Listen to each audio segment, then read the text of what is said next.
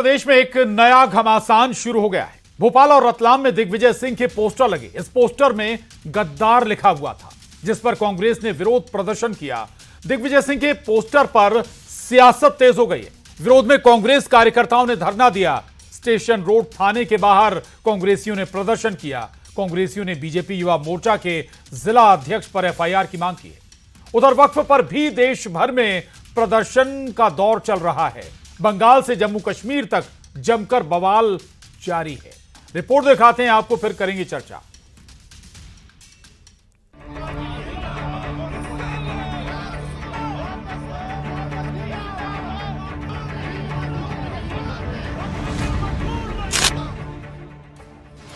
जुमे पर फिर हंगामा, वक्फ वाला गाना।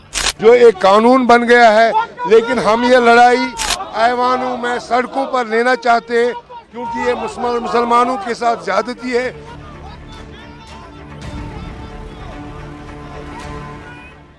कि आप बहकावे में ना आए, ये आपके हित में है, अच्छी नीयत से लाया गया है। और जहां पश्चिम बंगाल में टीएमसी अपने सारे गुनाह को छुपाने के लिए वक्फ एक्ट पर मुसलमानों को भड़का रही है।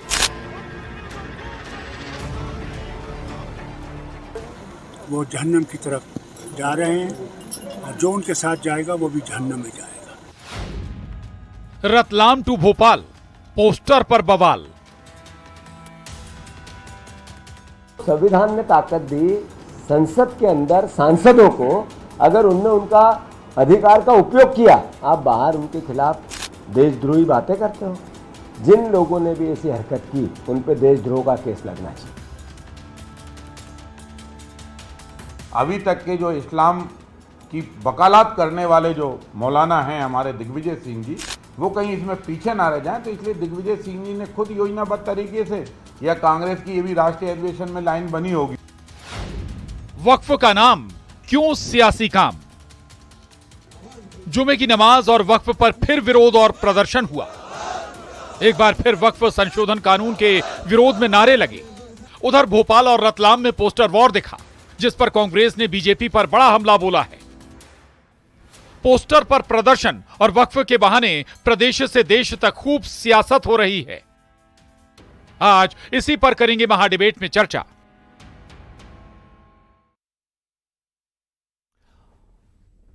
तो एमपी में वक्फ और पोस्टर को लेकर सियासत शुरू हो गई। आखिर कौन है जिसने दिग्विजय के पोस्टर लगाए और क्यों इस तरह के पोस्टर लगाए गए? आज इसी पर करेंगे चर्चा, लेकिन पहले सवालों पर नजर। और हमारे आज के बड़े सवाल हैं, गद्दार वाला पोस्टर किसकी रणनीति है? क्या वाकई कोई विशेष रणनीति के तहत दिग्विजय सिंह के इस तरह के पोस्टर लगाए गए हैं? दूसरा सवाल है, सियासत में भाषा की मर्यादा क्यों तार तार हो रही है? आखिर क्यों ऐसे शब्दों का इस्तेमाल किया जा रहा है? तीसरा सवाल, वक्फ के खिलाफ कौन मुस्लिमों को भड़का रहा है? क्या वाकई कोई ऐसी रणनीति, कोई साजिश चल रही है वक्फ पर मुस्लिमों को भड़काने की? इसकी भी करेंगे पड़ताल। सबसे पहले अपने बेहद खास मेहमानों से आपको मिला देते हैं। हमारे साथ योगेश गुप्ता जी हैं, प्रवक्ता बीजेपी, स्वागत आपका। हिदायतुल्लाह खान साहब, संभागीय काजी, स्वागत आपका। स्वामी शैलेशानंद गिरी महाराज, महामंडलेश्वर जूना अखाड़ा उज्जैन, आपका भी स्वागत। डॉक्टर मोहम्मद अली इतिहासकार हैं हमारे साथ, बहुत स्वागत आपका मोहम्मद अली जी। और मोहम्मद आसिफ साहब हैं, प्रवक्ता नेता कांग्रेस।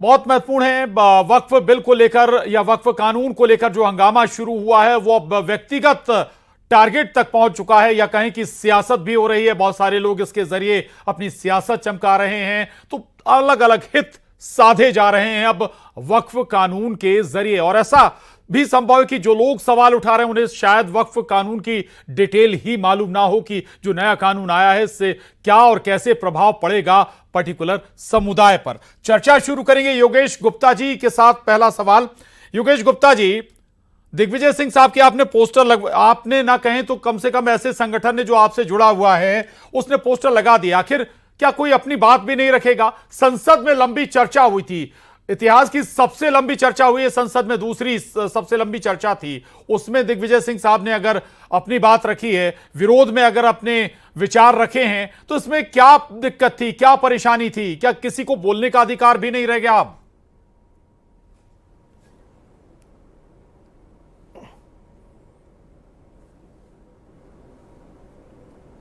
योगेश गुप्ता जी, आवाज सुन पा रहे हैं आप?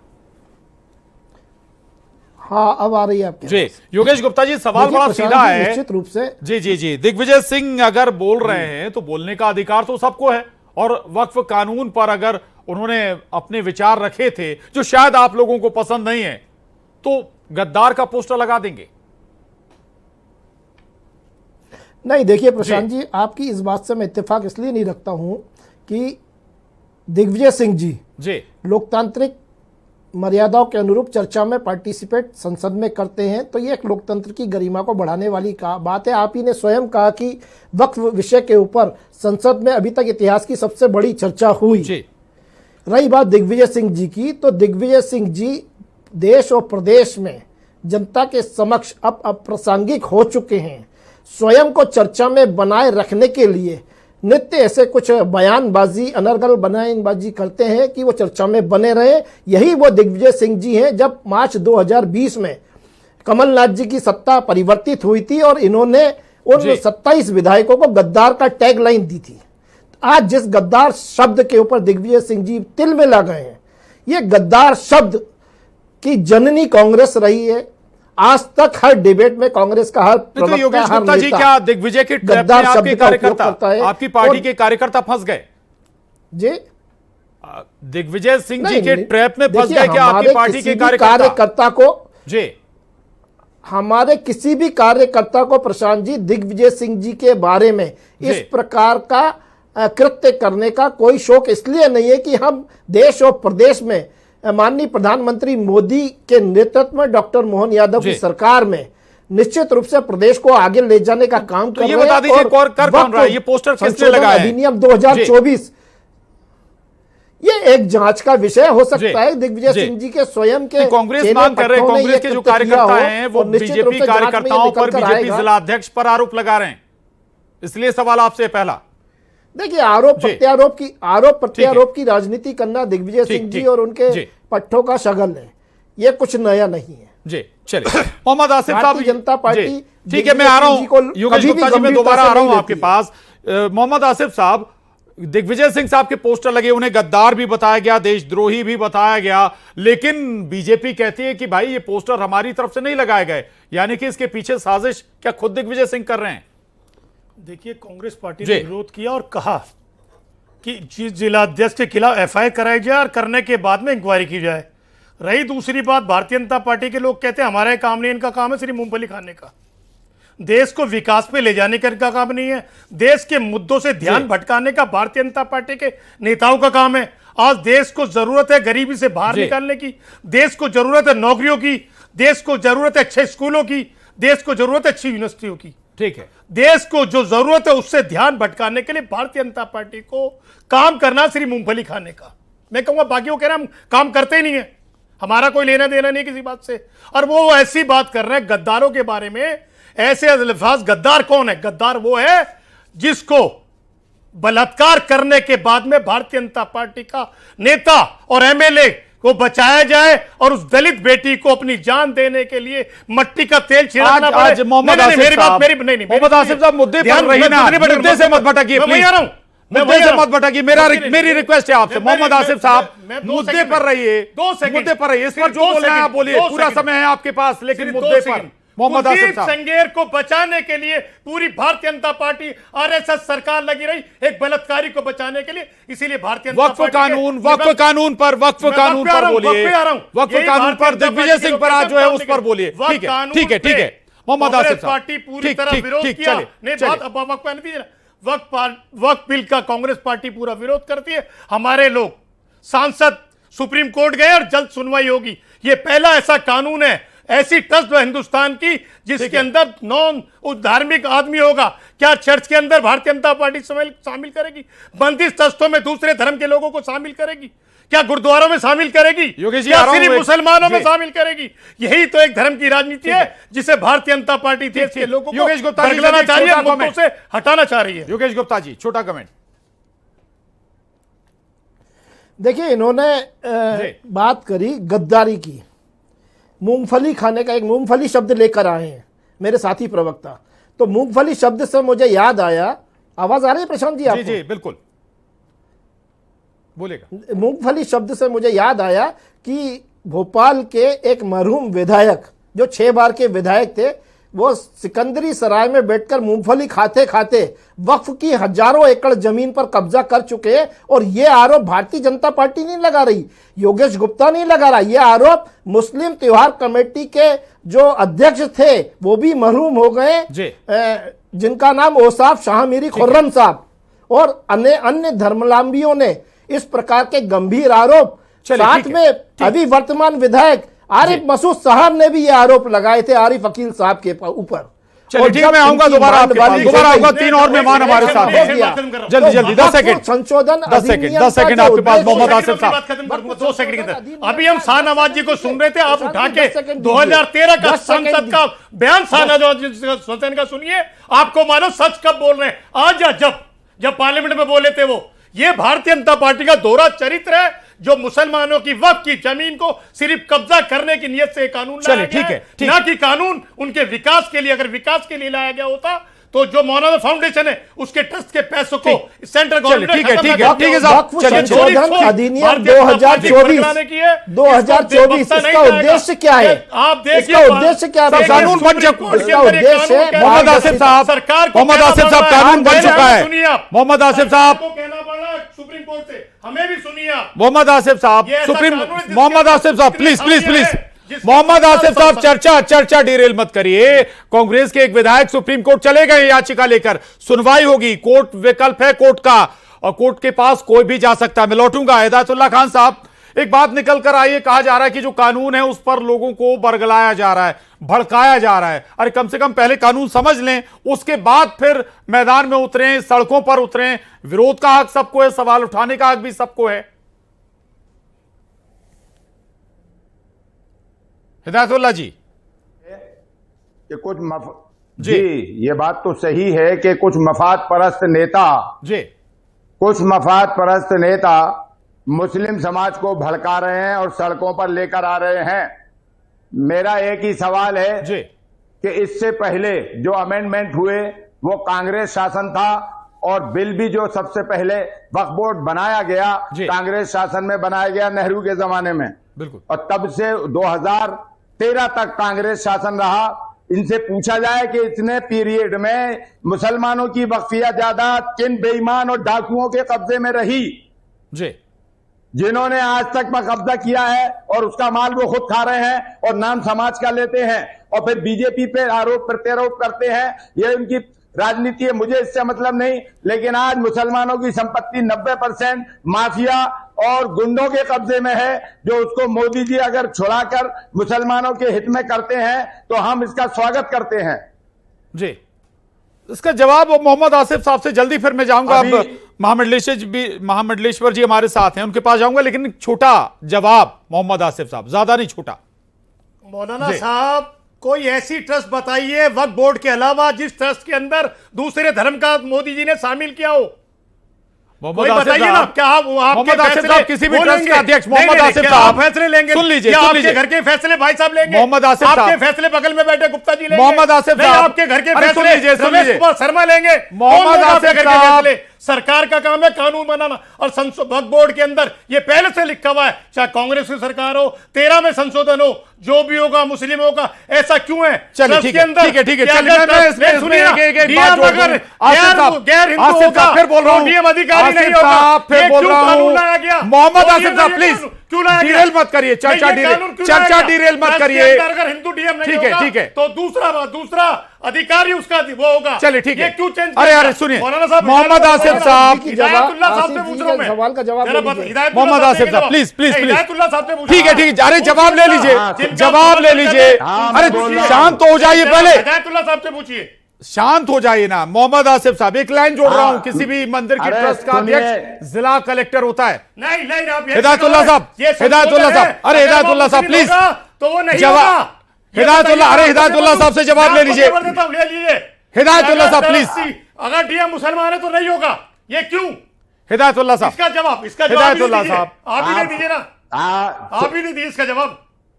सुनिए जरा मेरा, अरे मैं जवाब दे रहा हूं, सुनिए।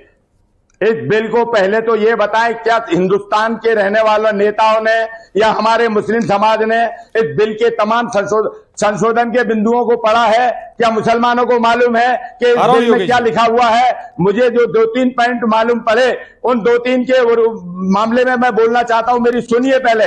पहली चीज तो ये है कि जो दो महिलाएं उसमें शामिल की हैं, मैं उसके खिलाफ हूं।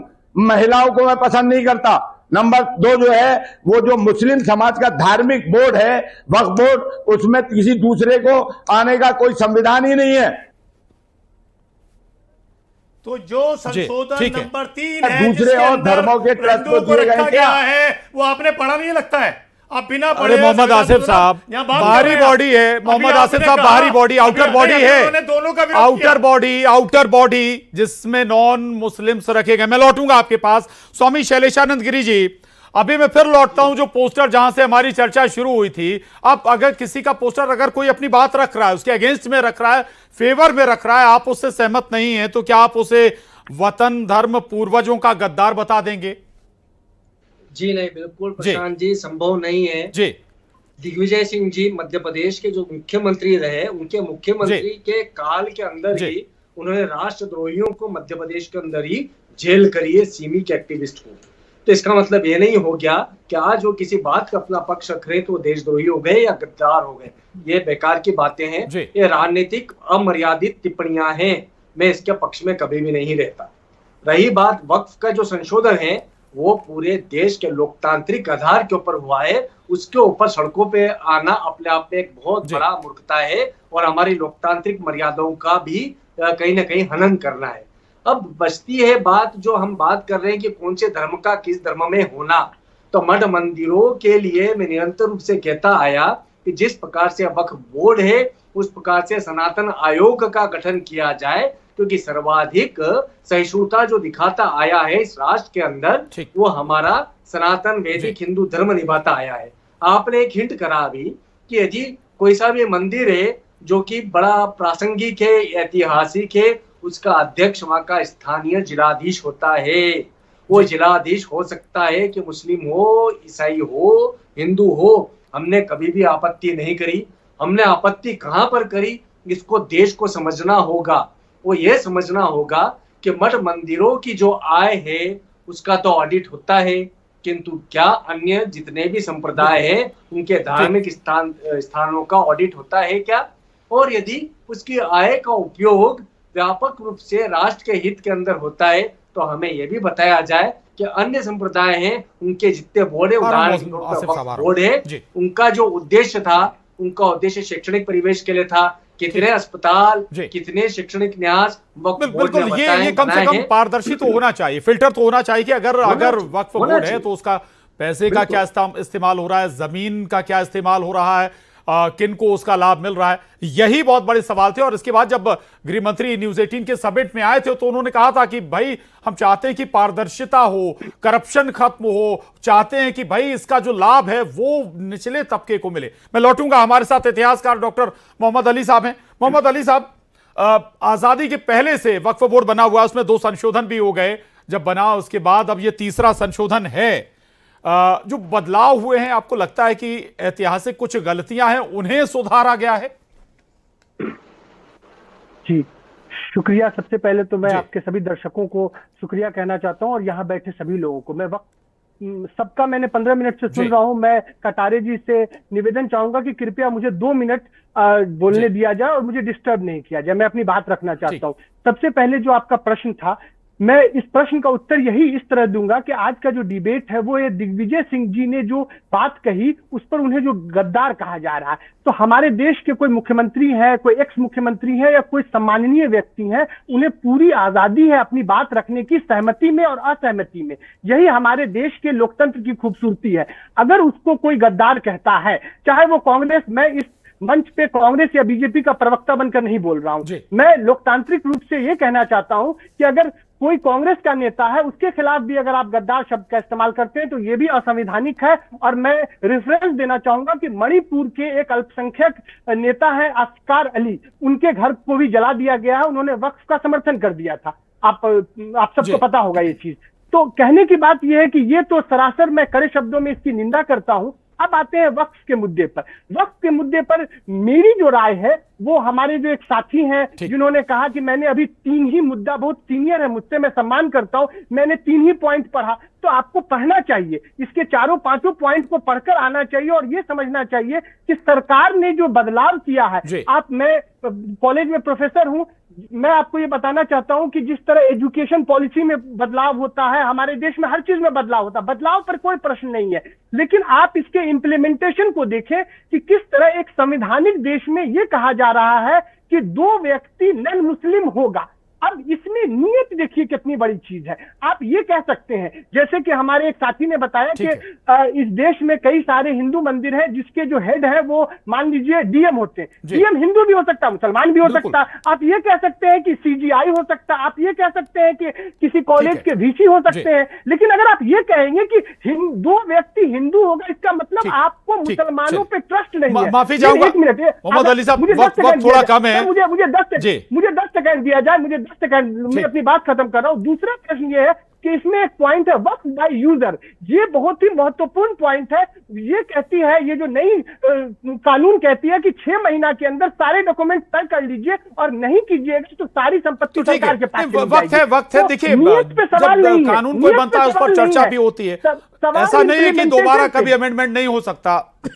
माफी चाहूंगा, ऐसा नहीं कि कभी दोबारा संशोधन नहीं हो सकता है, कोई भी चीज है, कोई भी कानून है। ठीक है, मैं लौटूंगा आपके पास। मोहम्मद आसिफ साहब, जीतू पटवारी जी कह रहे हैं कि भाई जिन लोगों ने पोस्टर लगाया उनके खिलाफ देशद्रोह का मामला बनना चाहिए, तो अगर वह उस तरफ अति हो रही तो अति तो इस तरफ भी है।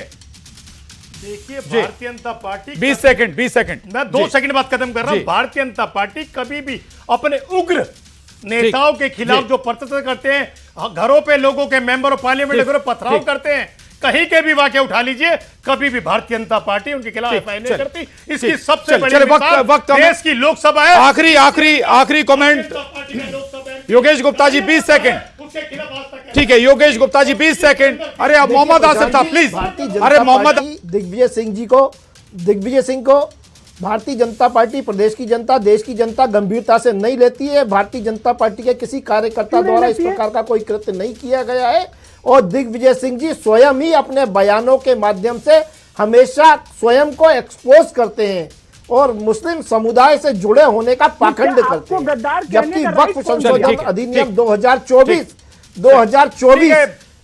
माफी चाहूंगा आप सभी को यहीं रोकूंगा जी, वक्त खत्म हो रहा है सर जी। लेकिन बहुत महत्वपूर्ण है कि भाई बेहतर है कि सियासत करने से अच्छा है कि लोगों को इस पर अवेयर करें, वक्फ कानून में है क्या, उसके क्या प्रावधान हैं, इस पर लोगों को समझाएं सियासी दल, बजाय कि एक दूसरे के पोस्टर लगाएं। आप सभी खास मेहमानों का बहुत शुक्रिया चर्चा में आने के लिए। महाडिबेट में इतना ही।